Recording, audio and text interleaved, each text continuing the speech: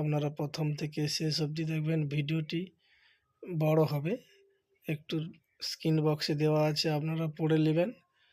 পড়তে গেলে অনেকটা ভিডিও হয়ে যাবে, যাতে আমি শর্ট করা যায় তার জন্য আমি মেন 2-4 লাইন বলছি, আপনারা শুনুন। ভিডিওটি সবার আগে লাইক করবেন, সাবস্ক্রাইবার করবেন, বেশি বেশি করে শেয়ার করবেন, যাতে করে সবার আগে আমি ভিডিও দিলে পৌঁছে যায়। আজকের যে আলোচনা বিষয়, কেন্দ্রীয় মন্ত্রিসভার সিদ্ধান্ত নিয়েছে বাংলায় উচ্চ গতি সম্পন্ন সড়ক নির্মাণ করা হবে।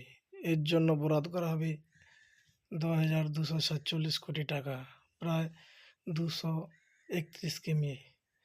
এর মধ্যে বাংলার ক্ষেত্রে নয়, দেশের সর্বাধিক রাস্তা উন্নত মানের জন্য উদ্যোগ নেওয়া হয়েছে কেন্দ্র সরকারের তরফ থেকে। কেন্দ্র সরকার সব রাজ্যের পাশাপাশি পশ্চিমবাংলাকেও প্রায় 10,000 কোটি টাকা দেবে, এরকম ঘোষণা করেছেন।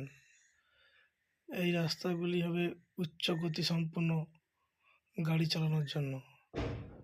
তাই বাংলার মেছোগ্রাম থেকে খড়গপুর পর্যন্ত রাস্তাটি রয়েছে।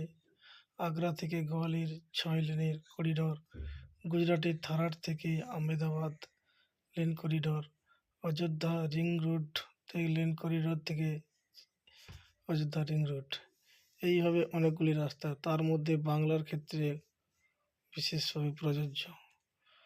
এই বাংলার পাশাপাশি অন্যান্য রাজ্যেও এই রাস্তার বরাদ্দ বাড়িয়েছে কেন্দ্র সরকার।